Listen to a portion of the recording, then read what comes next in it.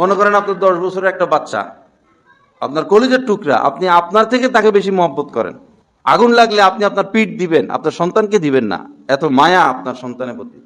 কিন্তু এদের দ্বারা একটু বড় বাচ্চা, চাচতো ভাই, জ্যাঠতো ভাই, মোবাইলে খারাপ জিনিস দেখায়, পরে এদের সাথে পাপ করে।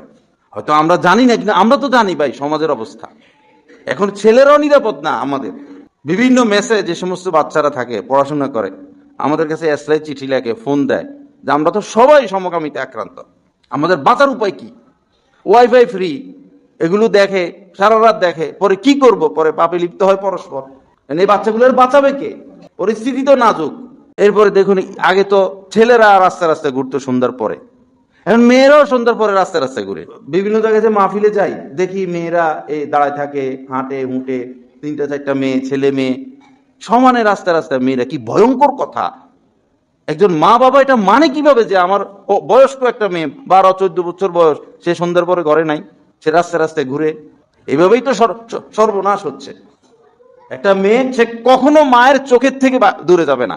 মেয়েটাকে মা চোখে চোখে রাখতে হবে সার্বক্ষণিক, না হলে আপনি বিপদে পড়বেন। স্কুলে যায়, আসে, পরে চাচার ঘরে চলে যায়, জ্যাঠার ঘরে চলে যায়, পাশের ইউনিটে চলে যায়, নিজের বাসায় থাকে না। দেখবেন, হিসেব করে দেখেন। এখন চাচার ঘরে গেল, এখানে হয়তো চাচাতো ভাই থাকতে পারে, জ্যাঠার ঘরে গেল, জ্যাঠাতো ভাই থাকতে পারে, যায় তো এই উদ্দেশ্যে, যায় গল্প করব, মোবাইল চালাইবো, তা আমরা মনে করি আচ্ছা সময় কাটাইতেছে। তো এটা তো সূচনা, পাপের সূচনা। দৌড়ে কেউ 10 তলা যায় না, আগে 1 তলা উঠতে হয়। এটা তো পাপের সূচনা। এই সুযোগটা দেওয়া যাবে না, দিলে আপনি বিপদে পড়বেন। 1 মিনিটের জন্য মেয়ে মায়ের চোখ থেকে আড়াল হবে না, সবসময় তাকে চোখে চোখে রাখতে হবে। স্বামীর হাতে হস্তান্তর করার আগ পর্যন্ত মা বাবারই দায়িত্ব।